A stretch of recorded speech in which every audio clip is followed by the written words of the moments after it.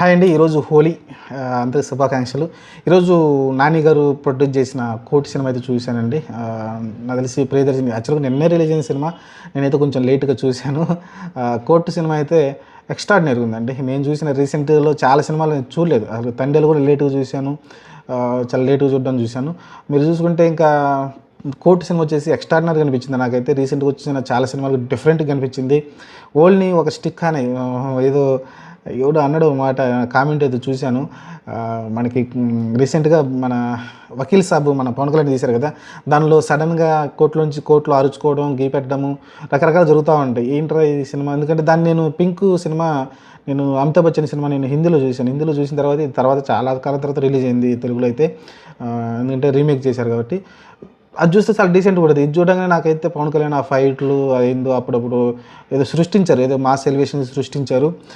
అలా అనిపించకుండా ఇప్పుడు ఈ సినిమా చూస్తే ఓన్లీ స్టిక్ అని ఒక మంచి పాయింట్ తోటి ముందుకెళ్లారండి. యాక్చువల్‌గా ఒక ఇద్దరు లవ్ చేసుకున్నారు. ఒక అమ్మాయి, ఒక అబ్బాయి. ఉన్నోడు అబ్బాయి, లేనోడు తెలిసింది ఎప్పుడైనా. అమ్మాయి బాగుంది. ఆ అమ్మాయినైతే ప్రేమించాడు. కాకపోతే ఇద్దరికి యాక్చువల్‌గా మైనర్స్. వీడు మైనర్ దాటింది కానీ ఇప్పుడు ఇద్దరు మైనర్సే ఉన్నారు. అందుకని అయితే ఒక కేసు అయితే నమోదైంది.